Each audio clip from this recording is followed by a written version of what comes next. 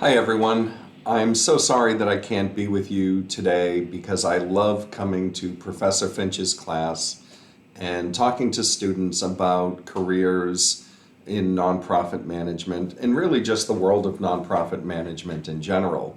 But I so enjoy speaking to students that I'm actually teaching my own class this semester in professional communications as part of the Manning School of Business, and it happens to meet at the same time.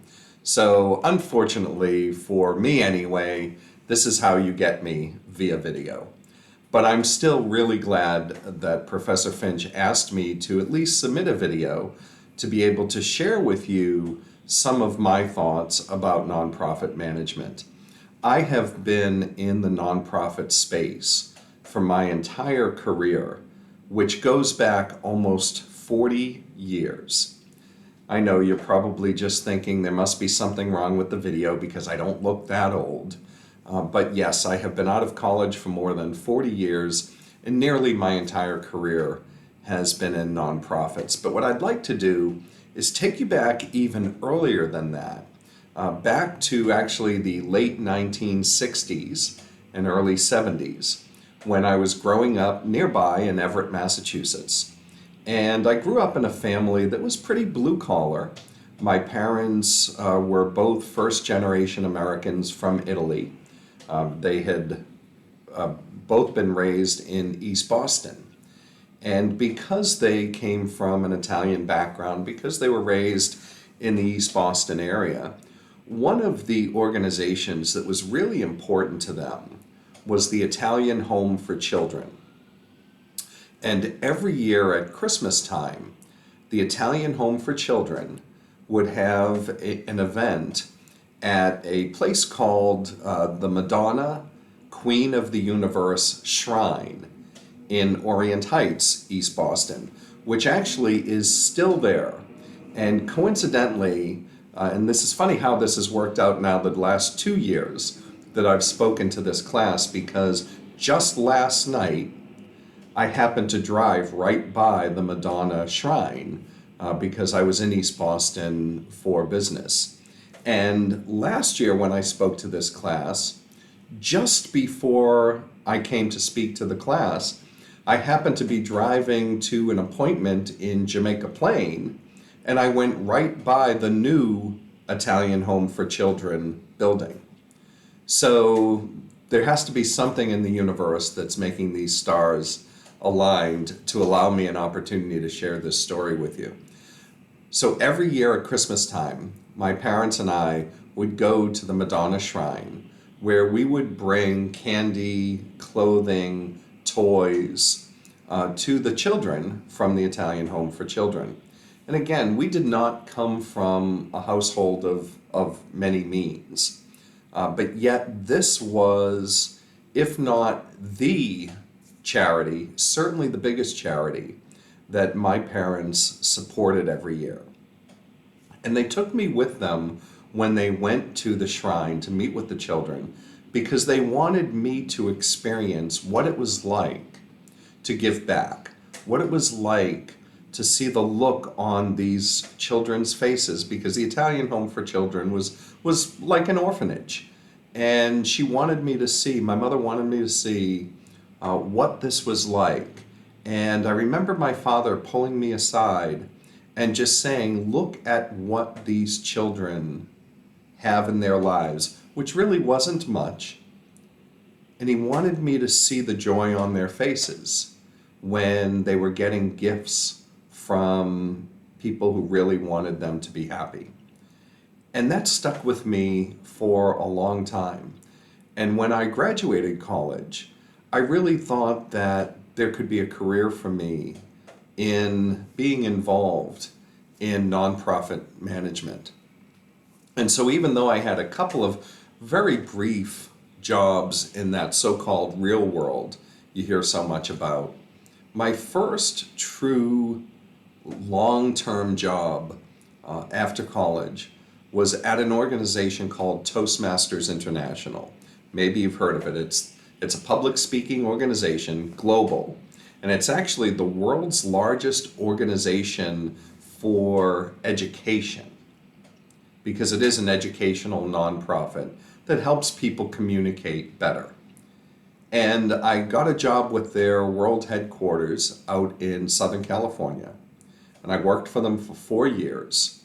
And honestly, I had to get out of Southern California. As a Boston boy, being on the West Coast was nice during the winter, but it just wasn't the kind of culture that I was used to, or the kind of culture, frankly, that I wanted to raise a family in.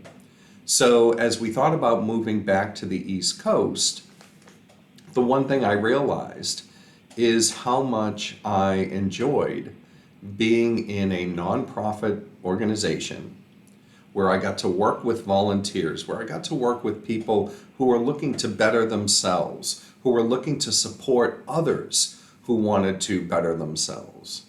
And so I thought to myself, what kind of a job can I have where I'm doing the kind of marketing and public relations that I was doing at Toastmasters, but in a nonprofit setting? And I actually thought higher education is one of those types of places. And so I started applying for jobs in alumni relations and development. I got several job opportunities back on the East Coast. And the way that I got my first job in education was actually through an old friend of mine, one of the oldest friends I have in the world, who I'm still in touch with and I see to this day. We met in kindergarten, and he was working at Tufts University when I was looking to move back. And he heard through my sister, who was friends with his sister, that I was looking to come back to the Boston area and wanted a job in alumni relations or development. And he knew that there was a job open at Tufts. So he called me up and said, "We've got this opening. I can put you in touch with the director if you're interested." I said yes. And then on Christmas night in 1988, I got a telephone call from the director of alumni relations, with whom I had met on a couple of occasions, offering me this position. So that's when my career in higher education started, back in 1988.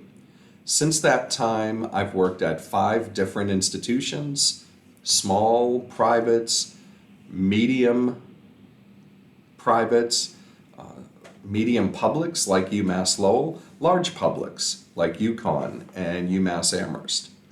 And the only time I haven't been in higher education in the last 34 years now is I did spend 2 years working for United Way.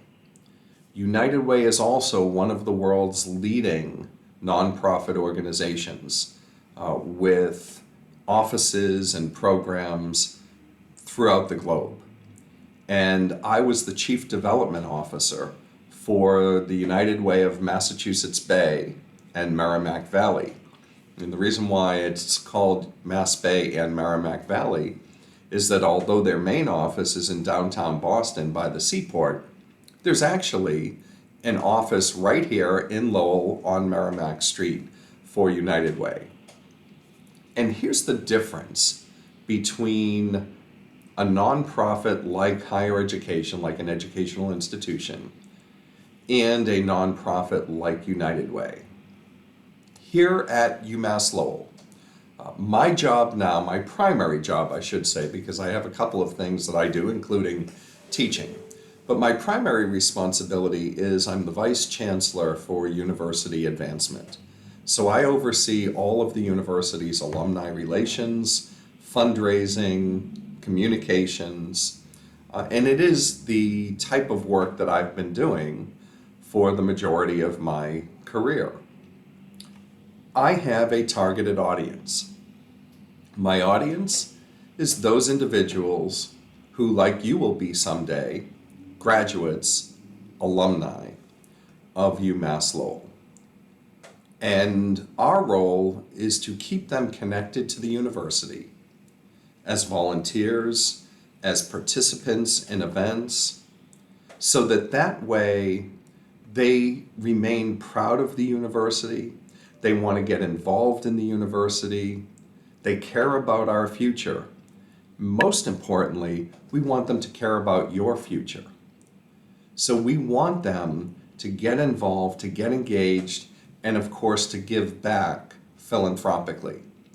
And last year, we had not only the greatest fundraising year in our history, but we surpassed our previous highest fundraising total ever by almost 100%.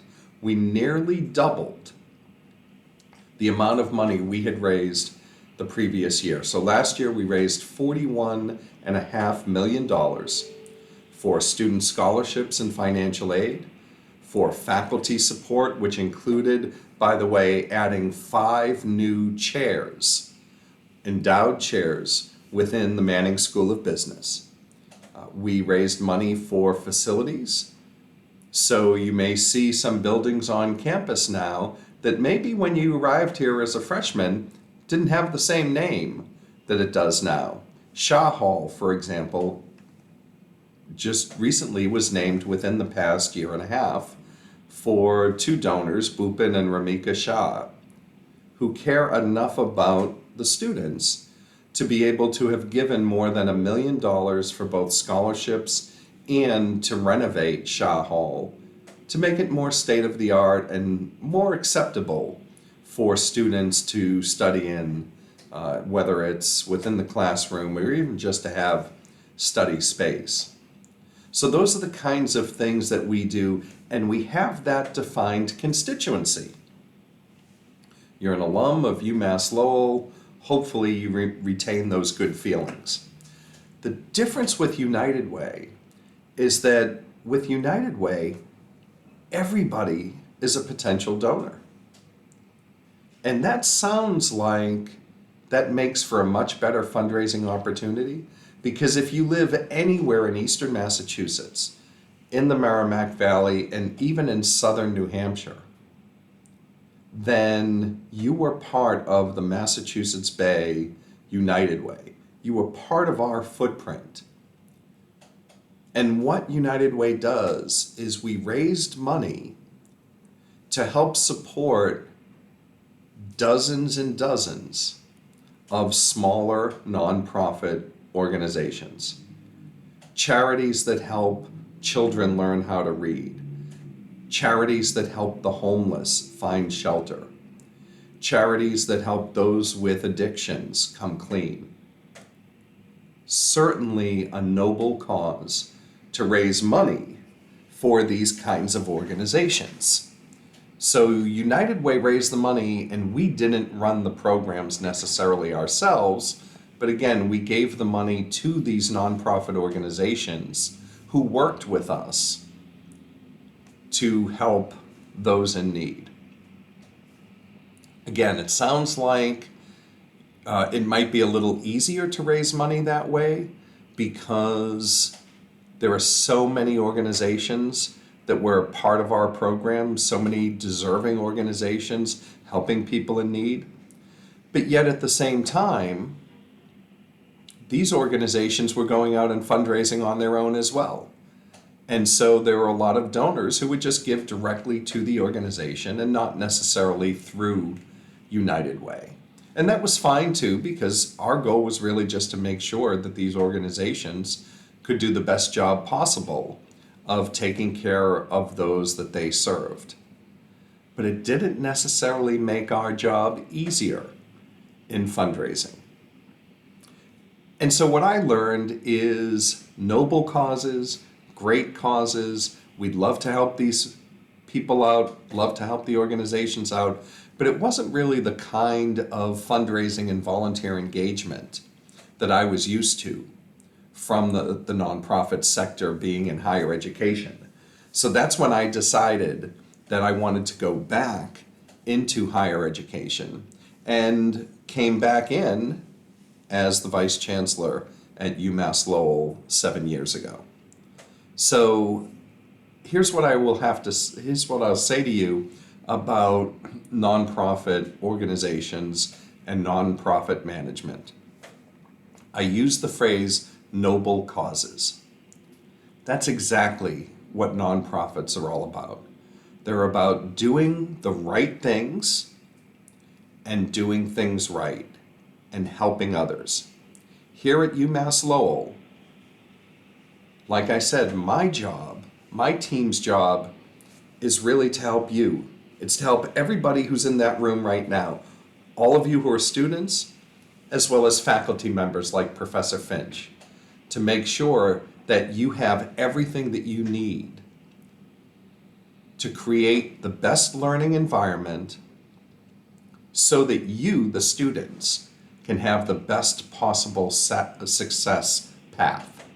The best possible success path.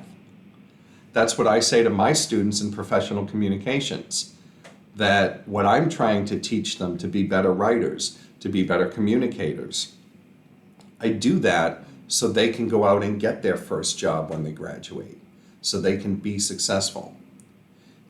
And the best nonprofits focus not on what do they need for themselves, what do they need to be successful, but what do the people they serve need to be successful. Those are the true nonprofits. And even though I use the phrase noble cause for what the nonprofits do, let me use the word noble again, because working in a nonprofit is a noble profession. My father, who I told you about earlier, was always fond of saying, now he worked for the Commonwealth of Massachusetts for most of his career. He worked in the Department of Environmental Quality Engineering. He was the one who used to go around to buildings where you might see some black smoke coming out of the smokestacks, and he'd go and he'd check the pollution levels and make sure that companies were adhering to the standards that were in place at the time. Granted, those aren't the same standards that are in place now. Fortunately, we have much better standards now. But my father always used to say, working for the state, you'll never get rich, but you'll never go hungry. And I can tell you that that is pretty much what working for a nonprofit is like. Nonprofits will never pay what you can get in the for-profit world. But the quality of life, I'll take that anytime. Because the knowledge that every day I'm helping someone, every day my team and I are trying to make somebody's life better. That's what's fulfilling. I don't need to be rich. I need to make my family comfortable. I need to have the quality of life that my family and I would like to have. But part of that quality of life is just feeling good about yourself and feeling good about the work that you do. And so if I can leave you with just one more thought, it's this. Consider the nonprofit sector when you're thinking about career moves, because you may not get rich, you won't go hungry, but you'll have a pretty fulfilling career. And I can almost guarantee that. Again, I'm sorry I can't be with you today. I do, however, want you to feel free to reach out to me if I can answer any questions about the nonprofit world, my career, and what steps I took to get to where I am today. You can reach me via email at John, John, _Feudo, FEUDO, at uml.edu. You can find me on LinkedIn. Please connect with me. You can find me on Twitter at John Feudo. I'm all over social media. So I'm happy to connect with you, happy to meet with you if we need to talk about what this nonprofit world is like. Thank you for your time. Professor Finch, thank you again for always inviting me to be a part of this class, and I wish you all the best.